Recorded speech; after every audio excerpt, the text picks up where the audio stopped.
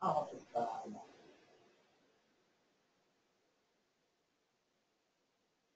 The broadcast is now starting. All attendees are in listen-only mode. Elikkä hyvää aamupäivää. Tervetuloa tähän tiistai-webinaariin. Meillä on 10:11 aikaa nyt sitten perehtyä organisaatiomuutoksiin ja siinä mahdollisesti semmoiseen pieneen peikkoon kuin identiteettikonflikti. Ja kun mä puhun organisaatiomuutoksesta, niin mä tarkoitan nyt semmoista organisaatiomuutosta, joka on sen koko luokan, että siinä tapahtuu rakenteellisia muutoksia ja tällä organisaatiomuutoksella on sitten vaikutuksia myöskin henkilöstöön päin. Eli tämä semmoisena pienenä täsmennyksenä.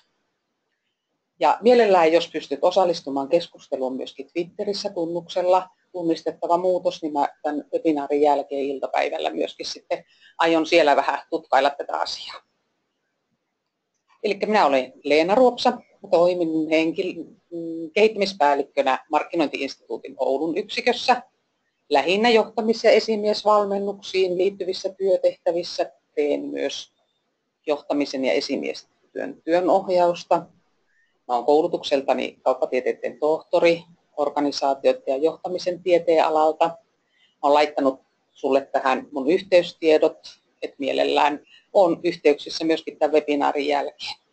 Mä en puhu tässä nyt kovin paljon tästä mun väitöskirjasta, mutta tietenkin se, miten mä tarkastelen ja lähestyn tätä aihetta, niin pohjaa tähän mun tutkimukseen, mutta myöskin niihin vuosien varrella kuultuihin kokemuksiin organisaatiomuutoksista, koska mä nyt olen joskus laskenut, että mulla on joku noin 500 organisaatiota ja siellä esimiehiä, jotka on kertoneet siitä, että mitä heillä siellä organisaatiossa ja sen muutoksissa tapahtuu. Ja tämä oli se lähtökohta, minkä takia mä kiinnostuinkin myös niin kuin tutkimuksellisesti tästä aiheesta. Webinaari askelmerkeistä. Ensiksikin tämä webinaari tallennetaan, joten sä saat myöhemmin sähköpostisi viestin, josta sä pääset suoraan klikkaamaan tämän tallenteen. Sun ei nyt tarvitse sitten kauheasti huolehtia, että sä kirjaisit nopeasti näitä asioita ylös. Mä ajattelisin, että sä hyödyt siitä kaikista eniten tästä webinaari-annista, jossa kirjailet ylös niitä omia kokemuksia ja näkemyksiä ja mitä sinulle on tapahtunut organisaatiomuutoksessa. Ja sitten kun sä otat tämän tallenteen ja katot, niin sitten sä voit reflektoida sitä, että mikä se sun oma kokemus on ja mitä teidän organisaatiossa on tapahtunut. Tämä aihe on mulle henkilökohtaisesti hyvin tärkeä sen vuoksi, että mä oon työskennellyt tämän parissa pitkään ja mä toivon, että te olette semmoisia hyviä sanansaattajia tämän identiteetin ja organisaation muutoksen välisessä yhteydessä. Tässä on näitä askelmerkkejä, miten me edetään. Tämä identiteetti on käsitteenä sillä lailla hankala, että tässähän ei ole olemassa jotakin konkreettista lakia tai kirjanpitosäädöksiä tai muuta, vaan tämä on jotakin, joka on meidän mielessä ja meidän puheessa jokaisella ihmisellä. Ja siksi tietenkin tämä tämmöinen tunti tämän asian parissa on aika lyhyt aika. Mutta katsotaan sitä, että mikä on organisaation muutoksen ja identiteettityön välinen yhteys ja miksi tämä aihe on merkityksellinen. Ja mä toivon, että webinaari auttaa sinua tunnistamaan sitä identiteettityötä sinussa itsessäsi ja myöskin sitten sun työkavereissa, kollegoissa, niissä ihmisissä, joilla sä toimit esimiehenä ja sitä kautta myöskin synnyttää parempaa vuorovaikutusta ihmisten välillä. Katsotaan sitten identiteettikonfliktia, sen syntymistä, miten muutosta voisi johtaa, että sitä konfliktia ei syntyisi, miten sinä voit suojata itseäsi siltä, onko keinoja konfliktin purkamiseen, jos sellainen syntyy. Ja sitten mä loppuun varaan aikaa sinun kommenteille ja kysymyksille. Mä en näe niitä nyt tällä hetkellä, mutta mulla on täällä paikalla meidän ATK-tukea ja he on luvanneet sitten siirtää sun kommentit ja kysymykset tähän näytölle. Ja mä toivon tietenkin, että niitä tulee mahdollisimman paljon, jotta me saadaan sillä lailla vuorovaikutusta keskenämme aikaiseksi. No mikä on onnistunut organisaatiomuutos? Tämä on semmoinen asia, joka on puhututtanut ja paljon valtavirran tieteellisissä tutkimuksissa, käytännöissä, oppikirjoja on kirjoitettu paljon, että näin johdat hyvin muutosta. Ja yleisemmin sitä on kuvattu niin, että johtajat ajatellaan muutoksen suunnittelijoiksi ja toteuttajiksi, eli he on niitä toimijoita, subjekteja, ja työntekijät on yleensä nähty muutoksen kohteina. He on niitä, joiden pitäisi muuttua tai muuttaa työskentelytapojaan, rooliaan, muuttaa sitä, miten he toimivat organisaatiossa, jolloin näille työntekijöille on jäänyt tämmöinen objektirooli. On yritetty löytää vastauksia siihen, millainen on onnistunut muutosprosessi, keitä toimijoita siihen tarvitaan ja miten muutosvastarintaa voidaan ehkäistä. Ja sekä tieteen puolella valtavirtatutkimuksessa että organisaatioiden käytännössä niin on rakentunut tämmöinen hyvin sankarillinen kuva muutosjohtajista. Toki nyt jos ajatellaan vuotta 2008 ja siitä eteenpäin, niin nythän nämä sankarit on aika vähissä ollut tämän taloudellisen tilanteen vuoksi, mutta joka tapauksessa nähdään, että joku on muutosjohtaja, joku on hyvä muutosjohtaja, se leimaantuu se hyvyys siihen muutoksen johtajaan. Ja käsitteet muutosvastarinta ja muutosagentti on tullut hyvin tutuksi. On nähty, että on ihmisiä, joilla on joitakin persoonallisia ominaisuuksia, jonka vuoksi he ovat hyviä muutosagentteja. Otetaan organisaatiosta muutamia ihmisiä ja heitä sparrataan erikseen ja haetaan sitä, että he lähtevät sitten saamaan muun porukan mukaan. Ja epäonnistumisia yleensä on selitetty sillä, että nämä muutoksen kohteet nyt eivät vaan jostakin syystä ole suostuneet muuttamaan toimintatapoja ja rooleja. Eli heistä on tässä valtavirran keskustelussa tullut syntipukkeja. Ja tämmöinen tarkastelu ei näytä johtavan semmoisiin onnistumisiin, että organisaatiomuutosta olisi saatu jotenkin toimivammaksi. Ja miksi tämä webinaarin teema nyt on sitten niin tärkeä? Miksi se on mulle sydämen asia, mutta miksi se on myöskin organisaatioille, teille, mutta myöskin teidän työnantajaorganisaatioille ja niille organisaatioille, joita te johdatte, niin tärkeä. Suomalaiset organisaatiot asettuvat muutosvauhdissa Euroopan kärkeen. Näitä tutkitaan säännöllisesti ja suomalaiset organisaatiot on ihan kärkipäässä, tosin muutkin eurooppalaiset organisaatiot on muutosvauhdissa aika kovia. Joku on mulle aikanaan naureskellut, että heillä on aina syysorganisaatio ja kevätorganisaatio. Että näin nopea, ja joku sanoi, että se ei edes muutosvauhtina ole ollut heille niin se riittävä.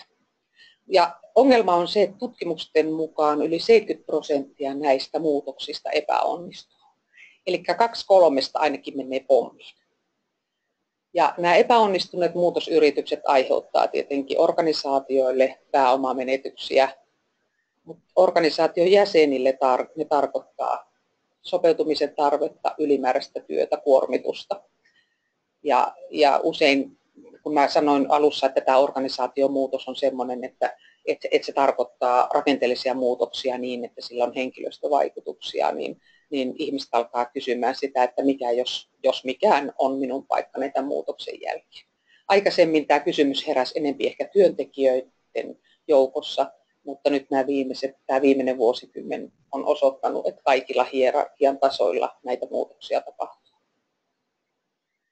Ja sen vuoksi tämä organisaatiomuutos synnyttää sellaista epävarmuutta, joka saa meidät kysymään sitä, että kuka minä olen, mistä olen tullut, mikä on minun tulevaisuuteni.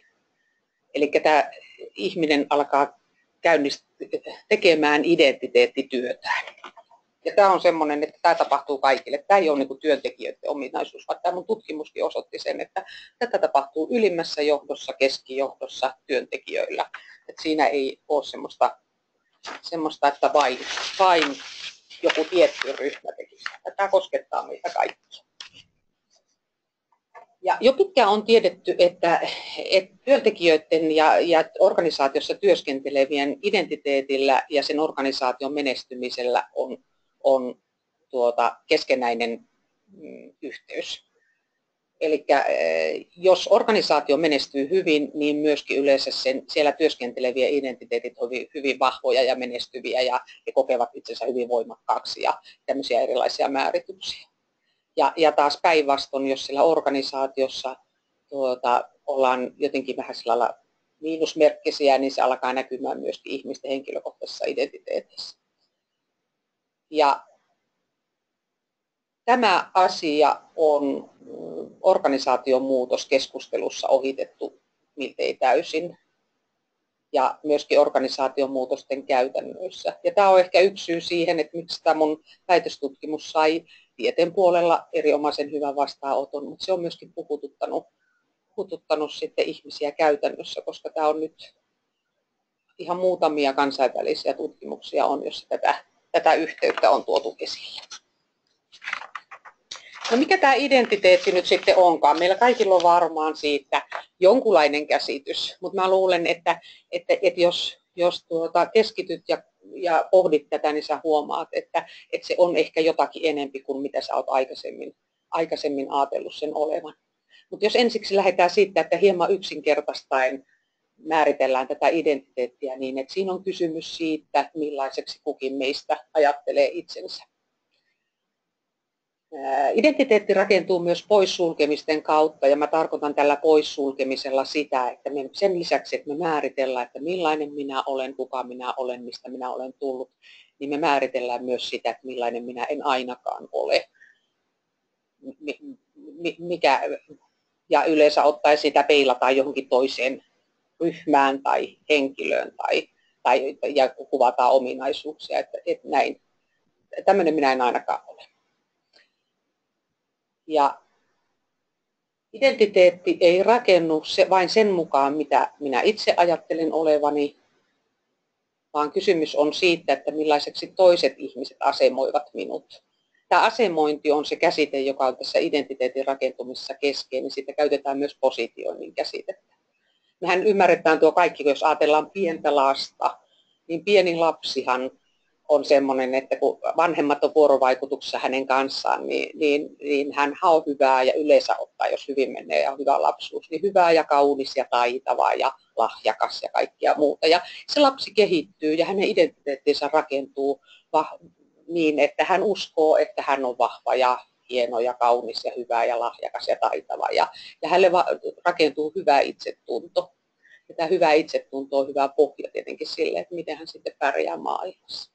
Sitten kun me tullaan työikäisiksi ja organisaatioihin töihin, niin organisaatio on yksi keskeisempiä meidän identiteetin määrittäjiä. Jo ihan sen vuoksi, että me vietetään ja ollaan työssä niin suuren osan aikaa. No nyt mä palaan tähän asemoinnin käsitteeseen, niin tämä asemointi, eli nyt nämä vanhemmat teki niille pikkulapselle sitä asemointia sillä, että sanoo, että sä oot hyvä ja kaunis ja hieno ja kaikkia muuta. Ja sehän tapahtuu suurelta osin kielellisesti, arkisissa vuorovaikutustilanteissa, kun se lapsi tekee jotakin. Niin tätä samaa asemointia meillä tapahtuu työorganisaatiossa, niissä meidän arkisissa vuorovaikutustilanteissa.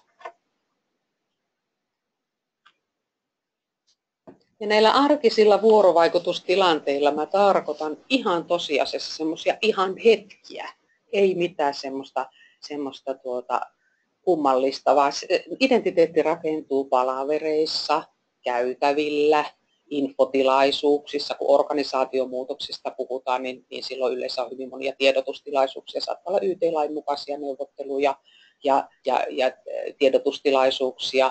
No sitten tämmöisiä pienimuotoisia kohtaamisia on myöskin digitaalisessa maailmassa. Me ollaan vuorovaikutuksessa toistemme kanssa jammerissa, sähköpostissa, Skypeissa. Eli näissä kaikissa tapahtuu asemointia. Ja koska kysymys on arkista vuorovaikutustilanteista, niin nämä identiteetit on myöskin hyvin tilanteisia. Mä oon jossakin tilanteessa kollegani kanssa, niin mulla on tämmöinen kollega-identiteetti, jossa mä ajattelen itseäni tietyn tyyppisenä. No sitten jos mä joutuisin vaikka sinne YT-lain mukaiseen neuvotteluun, niin siellä mulla olisi hyvin erilainen identiteetti. Mä asemoin itseni toisin ja myös asemoitaisiin toisin. Ja suuremmaksi osaksihan nämä asemoinnit on täysin tiedostamattomia. No tänä aamuna kun mä tulin tänne, niin kyllähän mä nyt tiedostin hyvin, että miten mä asemoin itseni, kun mä puhun teille. ja sitä pystyy tekemään. Mutta sitten kun mä lähden juttelemaan jonkun kanssa noin vaan arkisessa vuorovaikutustilanteessa, niin eihän mä koko ajan voi niin kuin harkita sitä, että miten mä asemoin itseäni.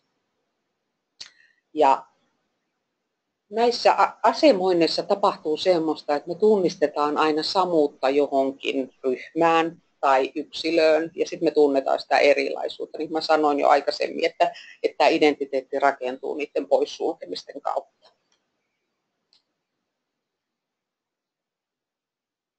Ja kun tämä asemointi on tiedostamatonta, niin se on myös hyvin kulttuurisidonnaista.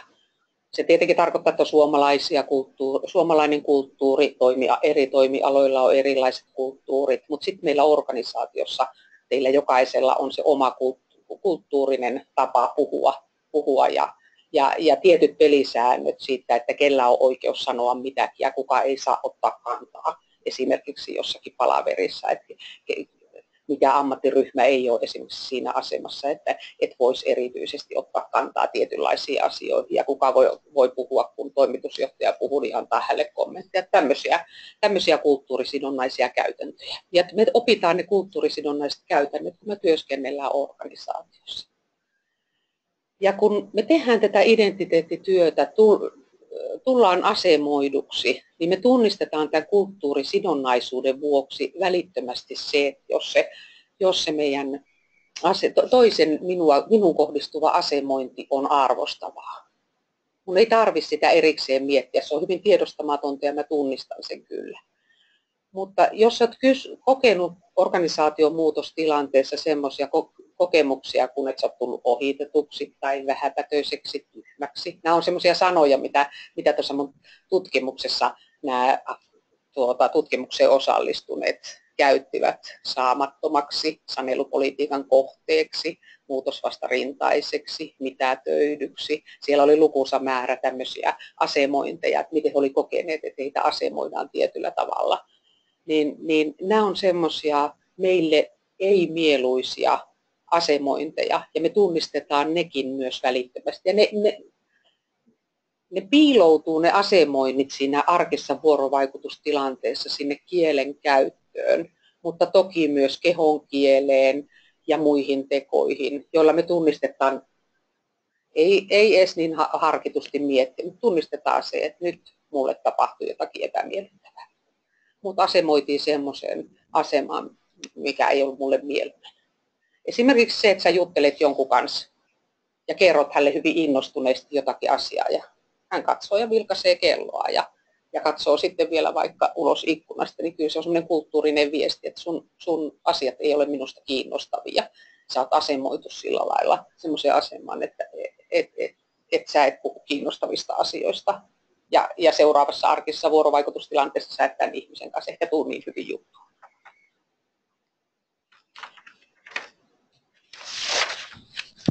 Ja miksi tämä arkisessa vuorovaikutustilanteissa tapahtuva asemointi organisaatiomuutoksessa on erityisen tärkeää? Mä silloin alussa sanoin siitä, että silloin kun organisaatiomuutos käynnistyy, niin organisaatiossa lisääntyy epävarmuus ja me tullaan erityisen herkäksi sille, että miten meitä asemoidaan. Me tunnistetaan niitä nopeasti ja me lähdetään tulkitsemaan niitä omassa mielessä tai yhteisissä keskusteluissa. Synnyttivät ne meissä positiivisia tai negatiivisia kokemuksia. Hyvä, jos ne on positiivisia, niin me aletaan tulkitsemaan, että organisaation muutosta että saattaa tarkoittaa mulle jotakin tosi hyvää. Jos ne on negatiivisia, niin me aletaan miettiä, että mitähän tämä tarkoittaa, mikä mun asema on. Ja tätä tulkintaa ihmiset ihan selkeästi tekee. Ja tämä ei ole hierarkiasta kiinni. Tätä tapahtuu kaikilla hierarkian tasoilla. Tietenkin se, että vallalla on merkityksensä. Me ei kauheasti pystytä tänään tähän valtakäsitteeseen ja sen vaikutukseen menemään, mutta toki kaikki meistä ymmärtää, että eri organisaatiohierarkisilla tasoilla on enemmän valtaa kuin toisilla ja se vaikuttaa siihen, että miten tämä asemointi vaikuttaa.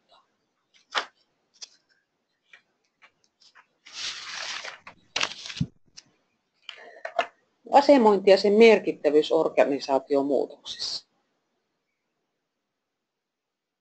tutkimuksissa on todettu, että organisaation johto, ylinjohto, pyrkii aina määrittämään, millaisia identiteettejä organisaatiossa olisi oltava. Ja tämä näkyy kielenkäytössä, tämä on meille varmaan kaikille tuttua, että organisaatiomuutostilanteessa saatetaan esimerkiksi määrittää, millaisia osaajia meillä tarvitaan. Tässä on nyt tyyppiesimerkkejä siitä, että moniosaajia, myyntihenkisiä, innovatiivisia, luovia. Ja jos sä tunnistat näitä määrittelyjä kuullessa, niin joo, mähän on tuommoinen. Niin tähän tuntuu sinusta hirveän hyvältä siinä organisaatiomuutostilanteessa. Sun identiteetti on rakentunut semmoiseksi, että sä näet itsesi juuri tämmöisenä. Sä näet, että mullahan on käyttöä tässä ja mullahan tulee menee hyvin.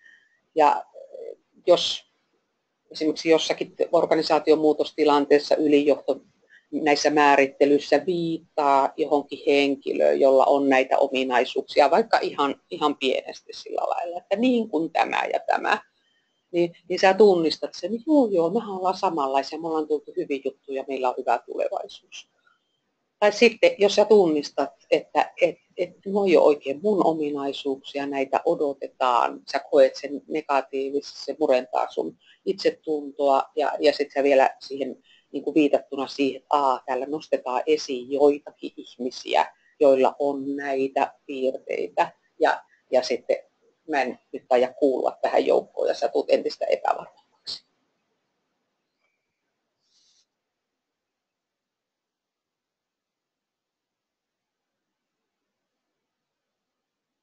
Mutta muillakin, niin kuin huomasin, että mulla vähän ajatus katkesi, että mitä mä seuraavaksi sanon, mutta tietenkin pitää muistaa, että organisaation ylijohto on se, joka aivan varmasti määrittää sitä, että minkälaisia identiteettejä organisaation muutoksessa halutaan rakentuvan sinne organisaatioon. Koska se kytkentä oli tunnistettu, että jos on tietynlaisia identiteettejä, niin organisaatiolla menee hyvin. Ja taas kun organisaatiolla menee hyvin, niin se rakentaa tietynlaisia identiteettejä. Eli sellainen positiivinen oravan pyörä on olemassaan, jolloin ylinjohto tietenkin pyrkii siihen, että positiivinen oravan pyörä saataisiin käyntiin. Mutta organisaation muutostilanteessa myöskin muilla organisaation niin kuin ammattiryhmillä tai osastoilla tai yksiköillä on omat tarkoitusperänsä, jotka lähtee nousemaan sen vuoksi, että se epävarmuus siellä organisaatiossa lisääntyy.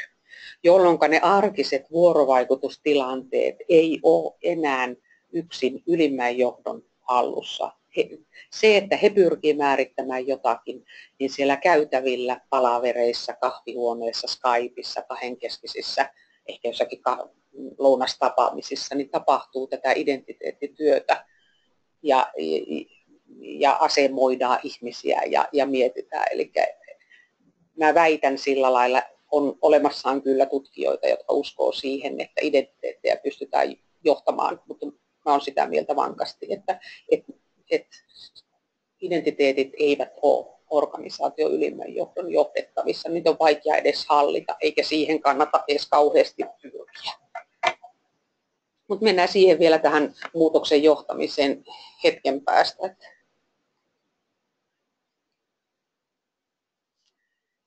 Eli tämä organisaation muutos synnyttää tarpeita. Ja nämä tarpeet eivät tunne hierarkisia rajoja, niin kuin mä aikaisemmin olen jo sen sanonut. Eli meillä kaikilla on tarve toimintaympäristön epävarmuudessa vahvistaa omaa itsetuntoa, kertoa itseämme arvostettavina. Jos ihmisellä on niin kuin ihan normaali hyvä itsetunto, semmoinen niin kuin normaali itsetunto, toki normaali itsetunto on suhteellinen käsite, mutta että jos on olemassa tämmöinen normaali, ja näinhän me organisaatiossa ajatellaan, että siellä on töissä terveitä ihmisiä pääsääntöisesti, ja sitten taas, että koko ajan kun mä puhun, niin mä ajattelen tämmöistä niin kuin normaaliutta tässä, joka on kylläkin vaikea käsite sinänsä. Mutta että ihmiset, normaalilla itsetunnolla varustetut ihmiset ei kerro identiteettiään negatiivisena koskaan. Eli meillä on aina se näkemys itsestämme, että me olemme arvostettavia.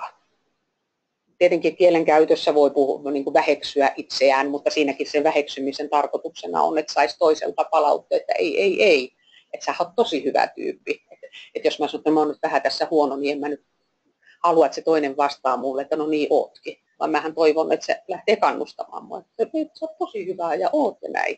Eli meillä on, nämä on tämmöisiä ihmisen psykologisia ominaisuuksia, että me halutaan kokea itsemme arvostetuksi, me arvostetaan itse itseämme, me halutaan varsinkin organisaation muutoksessa vahvistaa omaa itsetuntoamme, jotta me voidaan vähentää sen toimintaympäristön sisältämää epävarmuutta. Ja tämä on se semmoinen mekaniikka, joka koko ajan toimii siellä. Että jos tämän ymmärtää ja muistaa siinä organisaatioarjessa, niin on aika pitkällä ihmisten kanssa silloin, kun ollaan vuorovaikutuksessa.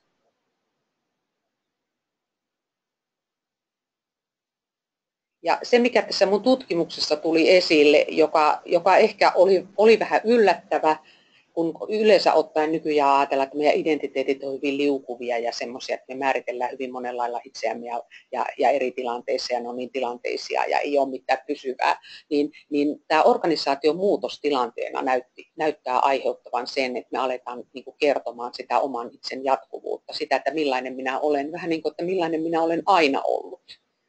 Että pidetään kiinni, että se epävarmuus, niin kuin, ja tämähän on sillä lailla ongelmallinen, että kun muutoksissa pitäisi olla valmis muuttumaan, mutta itse asiassa ihminen se epävarmuuden vuoksi alkaa hiastamaan itse niin kuin sisältäpäin sitä muutosta, eli haluaa pitäytyä siinä, minkälainen minä olen ollut. Ja jos tämän esimerkiksi ymmärtää, niin ymmärtää jo aika paljon siitä, että mitä ihmisissä tapahtuu. Ja jokainen meistä tunnistaa sen, se ei ole mikään vika, se ei ole mikään semmoinen, mistä pitäisi pyrkiä pois, vaan se on meidän kaikkien perusominaisuus. Tätä mä jotenkin korostan sitä, että kun mä puhun, niin mä en puhu vain työntekijöistä, vaan kaikista hierarkiatasoista. Ja kun mä oon laittanut tuonne, että siinä on se vallan vaikutus, niin mä tarkoitan ja viittaan siihen, että meillähän on organisaatiossa erilaisia mahdollisuuksia tehdä itsemme arvostettavaksi ja korostaa omaa itsetuntoamme. Eli tarkoitan sitä, että kun organisaation muutostilanne tulee, niin totta kai ylimmällä johdolla on puhevaltaa enempi. Ja silloin kun he puhuu, niin he saa niin kuin pienennettyä tätä epävarmuutta, jota he kokee, koska he ottaa niin kuin tilannetta haltuun ja kun he puhuu ja selittää ja pienentää sitä epävarmuuttaan, ja nostavat omaa itsetuntoaan siinä, että mähän olenkin hyvä muutoksen johtaja, kun mä tunnen tämän asian ja tiedän tämän ja näin me ollaan menossa. Niin tässä on semmoinen tendenssi, että samalla siinä toiset jää kuulijaksi ja heidän mahdollisuutensa kertoa itseään arvostettavana vähenee. Eli silloin tullaan siihen, että ollaan sen muutoksen kohteena.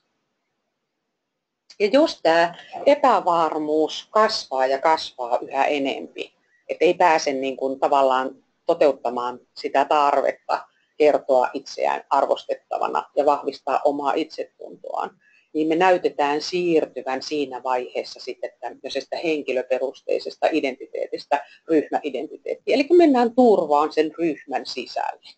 Me ollaan sitten me. Me ei olekaan enää minä, vaan me ollaankin me. Ja kun me ollaan me, niin sillä toisella puolella on aina sitten joku ne. Ja silloin me käydään jo niin kuin taistoon sen toisen porukan kanssa. Ja tämä on varmaan sellainen, joka on aika helppo tunnistaa organisaation sisältä, kun ajatellaan isoja rakenteellisia muutoksia, niin kyllähän siellä eri ammattiryhmittymät käyvät taistoon toistensa kanssa. Ja tämä ryhmäperusteinen identifioituminen, niin se perustuu aina siihen, että näkee sen oman ryhmän parempana kuin toisen ryhmän. Ja tämä on se tilanne, jota ehdottomasti pitäisi organisaatiomuutostilanteessa välttää. Ja sen vuoksi semmoisia provokaatioita, jossa ajetaan ryhmiä vastakkain, niin ehdottomasti pitäisi välttää. No sitten mennään nyt tähän taisteluun omaa identiteetin puolesta. Eli jos minulla ei ole muutostilanteessa mahdollisuutta vahvistaa minun itsetuntoani, kertoa itseäni arvostettavana, rakentaa sen mun oman identiteetin jatkuvuutta, eli saada hyväksyntää sille, että tässä organisaatiomuutostilanteessa niin mä olen semmoinen kuin mä oon ollut ja mä en niin kuin heti ole tässä jotakin toista kuin mitä mä oon ollut. Eli mulla on oikeus puhua sen oman itseni jatkuvuudesta. Ja näillä tekemisillä mä voin sitten vähentää sitä organisaatiomuutoksessa syntyvää epävarmuutta. Mutta jos mulla ei ole näihin mahdollisuutta, niin Ja sitten siihen yhdistyy se, että mä koen jotenkin arvottomuutta. Mä aikaisemmin viittasin, että jos sulla on kokemuksia siitä, että sua on mitätöity tai sua ei ole kuunneltu tai sun on ohitettu tai jotakin muuta, niin kun nämä yhdistyy, niin sitten me käydään identiteettitaistelua sen oman identiteetin puolesta, sen oman minän puolesta. Ja nyt kannattaa muistaa se, että nämä arvottomuuden kokemukset syntyy ihan niissä arkissa vuorovaikutustilanteissa. Silloin kun minut asemoidaan minulle epämieluisasti.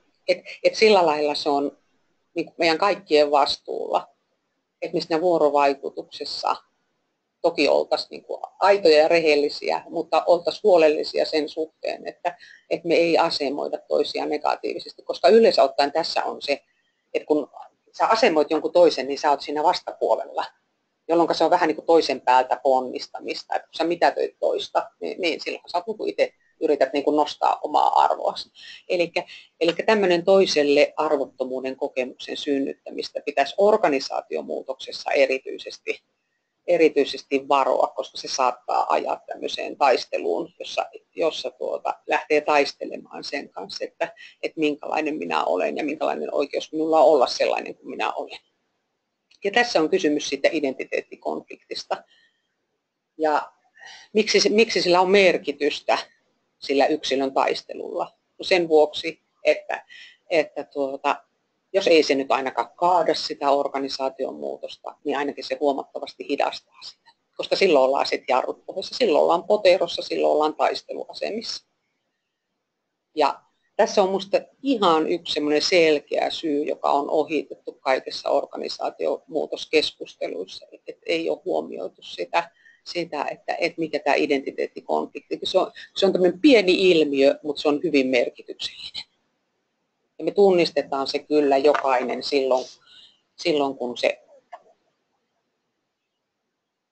kun se konflikti syntyy. No miten voi johtaa muutosta niin, että näitä konflikteja ei synny? Valitettavan usein organisaatiomuutosta johdetaan niin, että johtajat puhuu ja muut kuuntelee. Tästähän mä lähdin liikkeelle, koska tämä on se valtavirran käsitys. Se ei ole sinänsä kenenkään vika. Tieteen puolella sitä on vahvistettu. Tieteen puolelle aineisto tulee käytännöstä. Käytännössä se on ollut sellainen kulttuurinen tapa. Sitten tieteen puolella on taas tutkittu ja yritetty löytää sitä hyvän muutosprosessin niin kuin kuvausta. Ja sieltä on syötetty taas jotakin kotterilaista mallia tai jotakin muuta, että näin kun teet, niin hyvin hommat hoituu. Ja siinä se puhumisen ja kuuntelemisen suhde, vaikka siitä puhutaan, niin tosiasiassa sille ei ole näytetty sitä, että mikä se kuuntelemisen merkitys on. Eli jos sinä olet siinä tehtävässä, että sä johdat organisaatiomuutosta, niin huomattavan paljon tärkeämpää kuin se, että sä puhut, niin on se, että sä kuuntelet ja tuet niitä organisaatiomuutoksessa eläviä. Toki tämä on haasteellista, koska mä aikaisemmin totesin, että ylimmällä johdolla on aina tendenssi yrittää vaikuttaa siihen työyhteisössä tai sen organisaatiossa toimivien identiteetteihin, koska jos niihin pystyttäisiin vaikuttamaan ja saataisiin vaikutettua, niin silloin se organisaation menestys paremmin. Tämä kytkentä kumminkin oli olemassa. No toki voi mennä siihen miettimään sitä, että no rekrytoidaanko tietyn tyyppisiä ihmisiä, mutta se on sitten ihan eri keskustelun aihe. Ja tuolla myötämielisellä kuulijalla mä tarkoitan nimenomaan semmoista kuuntelijaa. Se on semmoinen termi, mitä mä käytän myöskin tuolla väitöstutkimuksessa ja olen myöskin sitä testannut työnohjaajana.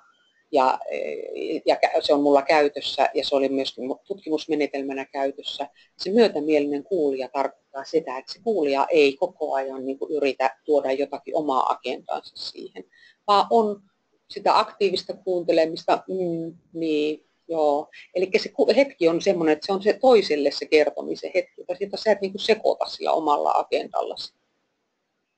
Ja mä oon sitä mieltä vahvasti, että muutosta johtavien kannattaa tämä kuunteleminen ottaa omaksi tehtäväkseen. Vaikka se vie aikaa, mutta nyt jos muistetaan, että 2/3 niistä organisaatiomuutoksista epäonnistuu, niin lähtökohta on se, että ne epäonnistumiset maksaa todella paljon. Niiden arpia paikkaillaan todella pitkään, jolloin se, että muutosta johtavat kuuntelee ja ottaa sen tehtäväkseen, niin se on aika vähäinen aika verrattuna siihen, mitä ne epäonnistumiset maksaa. Jos et sinä ota muutosta johtavana sitä kuuntelemista omaksi tehtäväksesi, niin joku muu sen ottaa. Se on siellä käytävällä kollega, se on puoliso kotona tai joku muu, ja se ihminen rakentaa sitä identiteettiään sitten siellä jossakin muualla sen sijaan, että hän olisi voinut rakentaa sitä yhdessä sinun kanssa sillä lailla, että sä olisit ollut se myötämielinen kuuntelija. Eli niin kuin sellainen perusviesti on, että kannattaa panostaa siinä muutoksen johtamisessa siihen, että kaikki työyhteisön jäsenet vois tuoda itsensä esiin kyvykkäinä ja arvostettavina. Sitä me halutaan. Me halutaan olla kyvykkäitä ja arvostettavia. Sitä paitsi me ajatellaan, että me ollaan arvostettavia. Meillä on oikeus arvostukseen ja me ollaan kyvykkäitä. Ja se pitäisi saada ihmisten tässä organisaation muutoksessa myöskin tuoda esille. Nämä on sellaisia, joita myöskin tuo mun tutkimustulokset vahvistaa. Löytyy sieltä, että jos joku niitä haluaa katsella, mutta erityisen tärkeäksi näytti tulevan se, että organisaatiossa toimivilla organisaatiomuutostilanteissa on mahdollista säilyttää hallinnan tunne ja tunne omasta arvostaan. Tästä arvosta mä oon puhunut aika paljon, koska se on ihan keskeinen. Mutta tämä hallinnan tunne on sitä hallintaa, että vaikka siellä kaikki muuttuu, niin jotenkin mulla on tunne, että mä oon itse mukana tässä. Ja mä itse uskon siihen, että jos ihmistä kuunnellaan ihan vakavissaan ja otetaan ihan tosissaan, että ei vaan kuunnella sillä lailla, että no mä oon varannut sille 5 minuuttia ja anna tulla, vaan kuunnellaan ihan vakavissaan, niin se hallinnan tunne myös siltä osin sitten säilyy. Ja jos se organisaatiomuutos edellyttää uudenlaisen roolin haltuunottoa, niin on tärkeää tukea sen työyhteisön jäseniä sen uuden identiteetin rakentamisessa. Se vie aikaa, se on selvä, mutta siitä on tutkimusnäyttöä tuolta Euroopan puolelta, että niitä harvoja näyttöjä, mitä on, että silloin kun tuetaan, niin se organisaatiomuutoksen onnistumismahdollisuus on suurempi. Ja jos mahdollista, niin pelisääntöjä ei kannattaisi muuttaa. Ja pelisäännöillä mä en tarkoita nyt oikeastaan semmoisia, ehkä tuo huono sanakin tähän, vaan mä tarkoitan sillä sitä, että jos on ollut organisaatio, jossa jollakin ammattiryhmällä on ollut oikeus ottaa esimerkiksi reippaasti kantaa johonkin asioihin, sanoa mielipiteensä, niin sitä oikeutta ei siinä organisaation muutoksen aikana kannata ottaa pois. Koska se on sitten nimenomaan sitä mitätöivää asemointia. Ensiksi sä oot ollut arvostettu työyhteisön jäsen, organisaation jäsen, ja sitten tulee muutos, jossa sulla ei yhtäkkiä olekaan sitä puheoikeutta. Semmoisia pelisääntöjä, mistä puhutaan niin tämmöisenä oikeuksina ja velvollisuuksina, kuka saa puhua ja kuka ei saa puhua. Ja aikaisemmin mä puhuin siitä, että mennään ryhmiin sisälle, mutta tämmöistä pienten ryhmiä ja pienistä negatiivisena, mutta tämä on tämä pienten ryhmien kollektiiviset identiteetit. Niitä kannattaa kumminkin tukea, koska hyvin harva johtaja onnistuu rakentamaan semmoista organisaatiota, varsinkin jos se on vähän kookkaampi, että siellä kaikilla olisi niin kuin se organisaation mukainen identiteetti, koska mä aikaisemmin jo sanoin, että se identiteetin johtaminen on miltei mahdotonta. Mutta me voidaan pienessä porukassa tehdä hyvin työtä. Tästä on myöskin semmoista tutkimusnäyttöä, että kannattaa antaa niiden pienten porukoiden voida hyvin, mutta sitten kannattaa huolehtia siinä muutoksessa siitä, että ei tule sitä me ja me asetelmaa. Ja siinä kannattaa olla erittäin tarkkana, kun se kuuluu siinä puheessa. Se on helppo sitten, kun tottuu kuuntelemaan ihmisten puhetta, niin huomata, että nyt ne alkaa puhua meistä ja neistä. Ja nyt ne niin kuin puhuu meistä positiivisesti ja niistä negatiivisesti. Siinä kohti on semmoinen tarttumisen paikka, tai oikeastaan se olisi tietenkin jo aikaisemmin. Sitten mä oon puhunut paljon siitä, että johtajien tehtävä on kuunnella.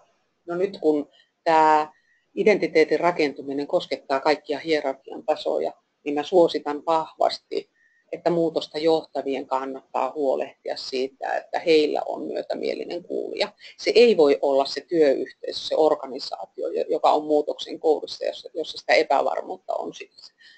Johtajan sitä muutosta johtavan täytyy pystyä säiliöimään säiliöimään tätä asiaa, mutta sitten hän tarvii jonkun paikan, jossa hän säiliötänsä tyhjentää. Onko se nyt sitten mentori, coaching, työnohjaus, ehkä kollegatukikin voi olla, mutta miltei mä ajattelisin, että asiantuntijuus siellä kuulijapuolella olisi suotavaa, koska tässä voi myöskin käydä niin, että sitten jää joku semmoinen vähän huono kierre siinä puhumisessa päälle, eikä päästä sitten eteenpäin.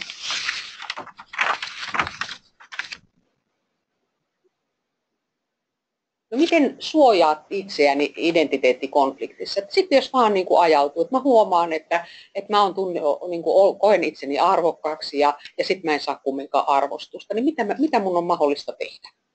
Koska mun mielestä tämä meidän webinaarin yksi semmoinen keskeinen on, että teistä jokainen oppii tunnistamaan sitä, mitä itsessä tapahtuu ja sitä, mitä toisissa tapahtuu. Ja sitä kautta saadaan parempaa vuorovaikutusta ja ehkä ne muutoksetkin sitten paremmin onnistumaan. No mitkä mahdollisuudet meillä on?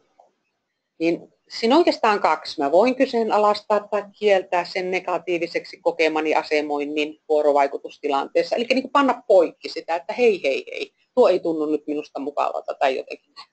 Mutta siinä on tietenkin sitten se, että onko mulla sen organisaation kulttuurin mukaan oikeastaan puheoikeutta. Aika monesti nämä organisaation muutostilanteet menee niin, että mä huomaan, että mulla tekisi mieli sanoa, mulla tekisi mieli laittaa tämä poikki, mutta en mä voi, koska tästä voi seurata mulle jotakin hyvin ikävää. Pahimmassa, että me lähdetään tekemään niitä tulkintoja, että jos me nyt Hannaan vastaan, niin mut katsotaan muutos vasta rintaiseksi ja sitten näin ja näin ja nui. Ja lähdetään, ja silloin me ollaan hiljaa ja vaietaan. Ja sitä kautta se identiteettikonflikti tavallaan niin kuin rakentuu. Mutta me voidaan myös myöhemmin purkaa näitä negatiivisia kokemuksia. Eli jos tunnistaa itsessään tämmöistä, niin on mahdollista sitten rakentaa sitä itsetuntoa, rakentaa sitä identiteettiä uudestaan jossakin toisessa vuorovaikutussuhteessa ihan kertomalla, että no niin, ja näinhän se tapahtuukin, näinhän me tehdäänkin. Ihan huomaamatta. Me mennään vaikka puolison tykö illalle ja sanotaan, että no niin, se oli semmoinen se palaveri, ja eipä multa taas kysytty mitään, eikä multa kuunneltu, vaikka se on minun työtäni. Niin sitten puoliso sanoo, että niin, ja sä tiedät tuon asian kumminkin huomattavasti paremmin kuin me. No niin, tiedän. Eli mä saan purettua itsessäni sen kuorman. No toki siinä voisi käyttää ihan ammattilaisia, kun se puoliso voi kuormittua vähän liikaa, niin sitten hakea sitä vaikka työohjausta tai työterveyspsykologia tai jotakin. Tämäkin olisi semmoinen tietenkin, mikä olisi hyvä organisaatiossa varmistaa, että näitä purkamispaikkoja löytyy, koska tosiasia on, että se vallan määrä tekee sen, että kaikilla ei ole mahdollisuutta ottaa kantaa siinä hetkessä. Toki toivottavaa on, että se organisaation kulttuuri kehittyisi ja ne vuorovaikutussuhteet semmoiseksi, että ihmiset uskaltaisivat ja heillä olisi oikeus myöskin sanoa silloin, kun he kokee tämmöistä arvottomuuden tunnetta. Koska se on myöskin semmoinen, joka lisää yksilön työhyvinvointia, mutta se mahdollistaa myöskin organisaation paremman menestyksen siinä muutoksessa. No mitkä on keinot konfliktin purkamiseen? Se onkin just vähän vaikeampi juttu, jos konflikti on syntynyt. Koska nythän mä äsken kuvasin että miten sen voi purkaa niin kuin itsestään poispäin. Mutta miten sä purat sen siinä organisaatiossa? Mä oon viitannut siihen, että valta monesti tekee sen, että sulla ei ole oikeutta tästä uskalla tai jotakin muuta.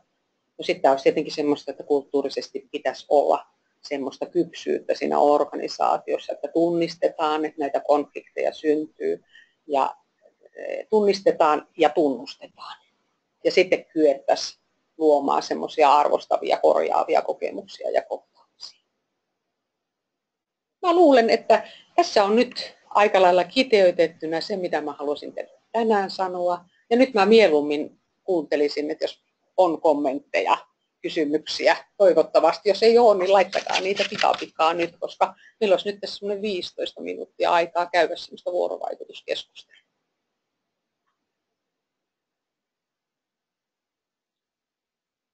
Ääniyhteydessä kovia häiriöitä, toivottavasti vain minulla. Onko nämä nyt ainoat kommentit? Mistä olisi hyvä lähteä kehittämään identiteettiäni? No tuohon häiriöihin mä oon pahoillani, mutta se tallenne tulee, jolloin sä saat sitten sen tallenteen. Tänään päivällä, varmaankin todennäköisesti tänään iltapäivällä jo myöhemmin tulee sulle sähköpostiin viesti, jota kautta sä pääset sitten klikkaamaan. Ja toivottavasti tosissaankin on ollut vaan sulla, mutta siltikin mä oon pahoillani, että yksikään, jos on kärsinyt häiriöistä. Laittakaa mulle kommenttia, tunnistitteko tätä, että mistä mä puhuin. Ja omakohtaiset kokemukset mulla olisi tietenkin, kun mä niin olen myöskin tutkija identiteetiltä, niin kiinnostavia. Mutta täällä on kysymys, että mistä olisi hyvä lähteä kehittämään identiteettiäni. Nyt mä tietenkin, mitä lähteä kehittämään. Sulla on semmoinen, pystytkö antaa mulle vähän täsmennystä, että onko organisaatiossa nyt semmoinen kohta, että siellä odotetaan sulta jotakin toista kuin mitä sä oot, vaan onko kyse siitä, että sä et ole tällä hetkellä tyytyväinen sun semmoiseen ammatillisuuteen.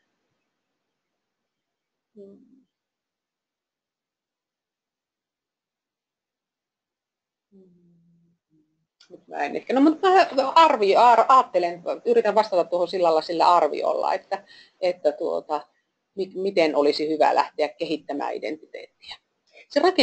Identiteetti rakentuu kumminkin. Meillähän on käsitys omasta minästä, siitä minkälainen minä olen, mistä mä oon tullut, minkälainen minä olen. Se on kehittynyt siinä sosiokulttuurisessa ympäristössä, jossa me ollaan oltu, niin mä aikaisemmin sanoin, että lapsuudessa ja sitten sitä myöten sitten koulu ja ystäväpiiri ja kaveripiiri ja opiskelut, se mihin me ollaan kouluttauduttu, niin määrittää aika paljon sitä, minkälaiseksi mä koen itseäni. Mutta sitten voi lähteä, jos näkee, että haluaisi jollakin tavalla olla toisenlainen, niin mä ajattelen, että kielen käytön avulla, puhumalla itsestään toisenlaisena. Mä käytän tämmöistä arkista esimerkkiä, joka varmaan puhuttelee kaikkia, niin on ylipaino.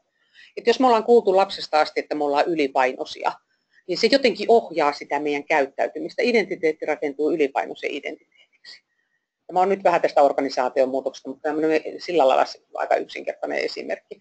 Ja jos me halutaan muuttaa sitä identiteettiä, niin meidän täytyy alkaa näkemään meidät niin kuin itsensä toisin. Voi ajatella, että mä alan esimerkiksi puhumaan itsestäni, että mä oon kiinnostunut hirveästi urheilusta, mä tykkään liikkumisesta, mä oon kiinnostunut terveistä ruokatottumuksista. Eli korvaamaan sitä ajatusta siitä, että mä oon ylipainoinen, että mä oon identiteetiltäni ylipainoinen, niin sillä, että mä rakennankin sitä toisin. Ja pikkuhiljaa niitä elementtejä tuomalla siihen omaan minäkäsitykseen, niin se identiteetti rakentuu toisenlaiseksi. Tämähän on ihan elämänmittainen tehtävä meille kaikille, että miten me muutetaan identiteettiä. Tai se muuttuu, tai me käsitetään ja nähdään itsemme eri lailla riippuen iästä ja siitä kulttuurisesta ympäristöstä. No, tästä tuli tämmöinen pitkä jaarittelu, mutta toivottavasti osasin vastata sinulle. No sitten täällä on tämmöinen ihan hirveän kiva, kiitos Satu, mielettömän ihana ja asiantunteva webinaari. Tämä tuntuu tietenkin minusta tosi hyvältä, vahvistaa minun identiteettiäni tämmöisenä asiantuntijana tässä asiassa. Miten saada tämä viesti johdolle organisaatiossa, kysyy Satu. Niinpä.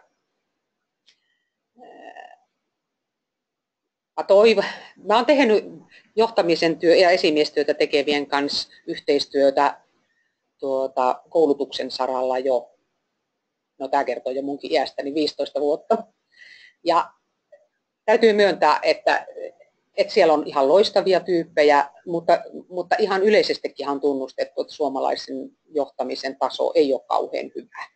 Että kyllä mä ajattelisin, että koulutus on yksi väylä, mutta että jos haluaa semmoista pikamuutosta, niin voisitko sä Satu sit tarjota tätä webinaaria, tallennetta sille sun esimiehelle, johdolle, että voisitko kuunnella, tässä on mielenkiintoista juttua, kun meilläkin on tämä organisaatiomuutos menossa. Että tämä voisi niin kuin olla jotakin, joka meitäkin puhutteisi. No toki nyt sä sitten varmaan Satu saatat törmätä siihen, että mä viittasin tuossa puheessani, että kellä on valta ja oikeus esimerkiksi johdolle sanoa, että koska siinä jos sä esität näin, niin siinähän on se viesti, että te ette ole tätä ymmärtänyt, mutta minäpä olen. Eli sä asemoit heidät sillä lailla, että niiden pitäisi nyt hoksata tätä. Mutta kyllä erilaisia tämmöisiä viestejä. Sitten on kysymys Niinalta, hyvä kysymys. Riittääkö empaattinen kuuntelu, jos esimerkiksi tuleva roolitus on selkeä? Jos käsitä oikein, niin tarkoittaa sitä, että ei siinä sitten tarvikaan kauheasti niin kuin sänksättää. Mä ajattelisin, että empaattinen kuuntelu riittää, jos se roolitus on selkeä, mutta en ole ihan varma, että niin kuin, puhutaanko me samasta asiasta. Rakennetaanko pohjaa identiteetin rakentamiseen myös esimerkiksi kehityskeskustelussa tai vastaavissa johtamisen foorumeissa ja kohtaamisissa, kysyy sisko. No ihan ehdottomasti, niissähän rakentuu ja siksi ne on semmoisia kohtaamisen paikkoja, jotka ovat erityisen tärkeitä. Ne täytyisi huolellisesti suunnitella, olla se kuunteleva korva päällä, että miten tämä ihminen puhuu omasta itsestään, miten hän rakentaa identiteettiään. Että ne on semmoisia, jos siihen mennään niin kuin systeemillä lomakkeiden täyttöön, niin siinä menetetään kyllä ihan avainpaikka. Sitten Maarit kysyy, identiteetin kehittämisen lähtökohta, itsetuntemuksen vahvistaminen. Kyllä, näin. Joo, eli tuo varmaan Maarit lähti vähän vastaamaankin tuohon aikaisempaan, mistä olisi hyvä lähteä kehittämään identiteettiä. Hyvää. Kiitoksia täydennyksestä. Miten valtaa voisi käyttää niin, että määrittelyn sijasta se vapauttaisi toimimaan aktiivisesti ja iloisesti muutoksen toteuttamisessa? Niinpä, Ari, siinä onkin kysymys, johon jos tähän löytyy vastauksia, niin. Mutta mä ajattelen, että miten valtaa käytetään, niin se edellyttää sitä, että sillä vallan käyttäjällä on niin hyvä itsetunto, että se ei tarvitse sitä vallan käyttöä oman itsetuntonsa pönkittämiseksi. Ja siinä on minusta semmoinen lähtökohta, josta voi rakentua. Sitten Anne on sanonut, että esimieheltä vaaditaan rohkeutta hyväksyä täysin omien ajatusten vastaisia kommentteja ja arvostaa niitä. Kyllä joo, mä yhdistän tuon Anne ja Karin kommentit sillä lailla omassa mielessänikin, että silloin kun on hyvä itsetunto, niin on myöskin rohkeutta hyväksyä täysin omia ajatusten vastaiset kommentit. Ja silloin myöskin sitä valtaa uskaltaa käyttää sillä lailla, että se tulee sen organisaation hyväksi, koska ei tarvitse tavallaan mennä sen vallan taakse. Sitten täällä on siskolta kommentti. Kiitos Leena, tunnistan hyvin teeman ja sen haasteet, ilmiön. Näin arvatenkin tunnistat. Mä luulen, että aika monet meistä tunnistaa näitä. Me ollaan kumminkin siellä arjessa kaikki eletty. Sitten on Satu, miten saada tämä viesti johdolle organisaatiossa. No tuo tuli toiseen kertaan, joo, mutta niin, riippuu teidän kulttuurista. Mä vielä sanon Satu, että mä en anna sellaista reseptiä, mutta että mietit teidän kulttuuria, että miten teidän kulttuurin mukaisesti sä voisit kumminkin viedä. Mä sain silloin, kun tuo väitöskirja julkaistiin, niin siitä aika paljon viestejä itselleni, että miten tätä viedään eteenpäin, että tämä väitöskirja antamalla, kun se on vähän raskasta luettavaa, että sitä ei varmaan kukaan jaksa, mutta tallenne voisi olla jo ihan kohtuullinen. Sitten Niina, jos 1/3 organisaation muutoksista onnistuu, onko tutkimuksessa huomattu näillä olevan jotain yhteistä tai onko 2/3 epäonnistumista juuri vuorovaikutusongelmista johtuvaa?